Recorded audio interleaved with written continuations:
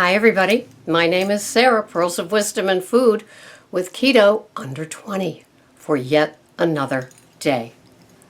Today's topic, are you giving yourself time? Are you allowing the process to happen? Have you been eating the standard American diet and garbage for most of your life, like there's an S on the end of decades? In my case, I was eating standard American, even while doing Weight Watchers, for over 60 years. And so that's a lot of time in the woods. That's a lot of probably metabolic damage to my insides and anybody else's insides. Say you're 45 and you've been doing the standard American diet, or you've been doing extreme dieting. Are you of that instantaneous generation, whether you're 25, 35, 45, 55, 65, expecting overnight results? Do you bother to listen to these testimonials of people that have a lot of weight to lose, and they go onto the ketogenic lifestyle and they have, a pretty big impact the first couple of weeks? Well, bear in mind that they've probably been abusing their body with food for a long time. And let's never discount food funerals. What is a food funeral?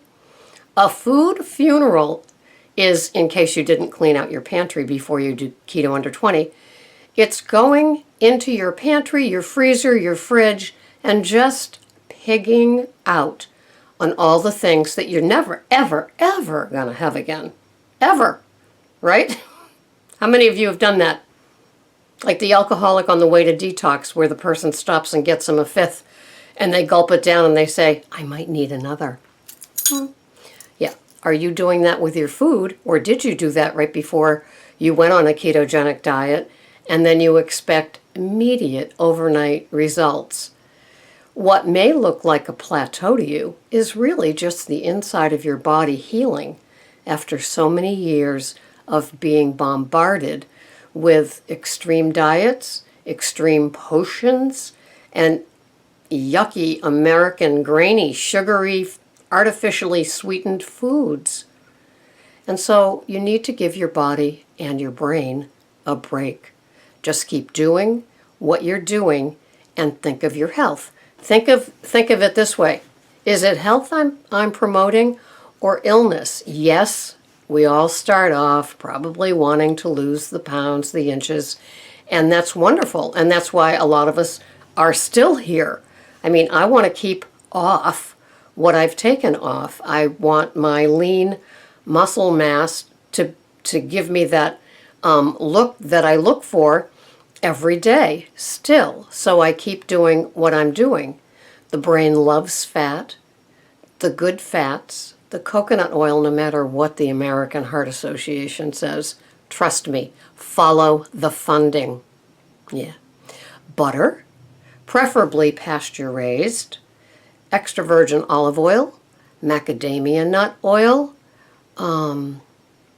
What you're not having is soybean oil, corn oil, vegetable oil, whatever that is, and canola oil, even if it's organic.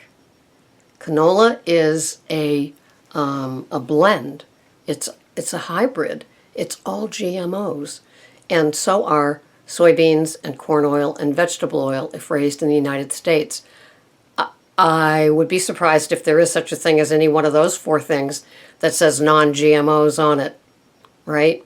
They don't have that claim to fame. So give your body a break. If you're losing weight, or if you've lost some weight while being on keto, I see some people on some of the keto sites, and, they say, I lost 11 pounds in the first 4 months, and for the next 3 months, I haven't lost anything.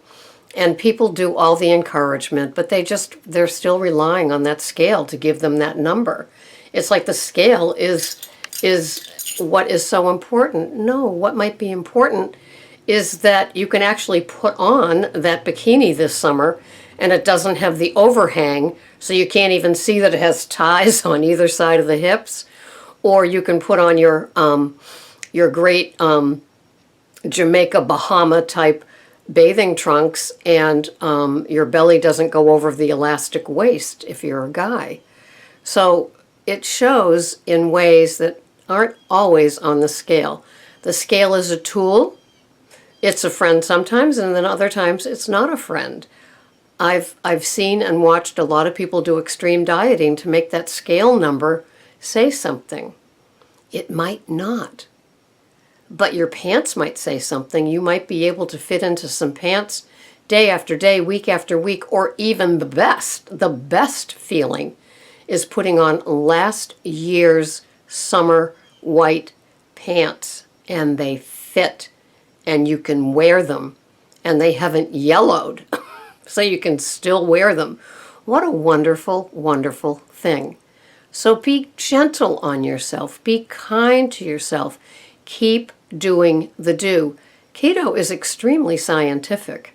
And so, it's your body's going to do what it's going to do. And so if you've been bombarding your body, like I said, for decades with things that are not body friendly, but they're very fat friendly, they're sick friendly, they're metabolic illness friendly, then you're going to have to switch over. And once you become fat adapted, it's not like you're waking up and it appears like it could be a nightmare that you really ate lots of sugar and grains the day before and that it's all over and that you're no longer fat adapted. That's that woo-woo thinking that happens when you hop on the scale and nothing has happened and you're whining and you're putting it all over Facebook and why didn't give your body a break. If you're weighing and measuring and tracking and not overloading on like EVU in your salads and coconut oil when you're cooking and butter, it looks like it's broccoli soup because there's so much butter on it, then things are in proportion. People talk about macros all the time. It used to concern me. I used to wonder what I was having. Now it's carbs under 20, not net carbs, total carbs. And so I use my chronometer. I put in my stuff. I even put in my supplements. I put in when I exercise. So I've got the best readings that I can get. I don't use any testing kits or take any external ketones. I have not had a body fat test done. I go with what the scientific thing thinks that I should be or have for 66 years old, which is 17% body fat. So I go with that. So it gives me the calories that it thinks I need, and I work around them with things. I am buying, fortunately for me, very high quality foods. So at the end of the day, I know that I've done the best that I can, and I give myself a break.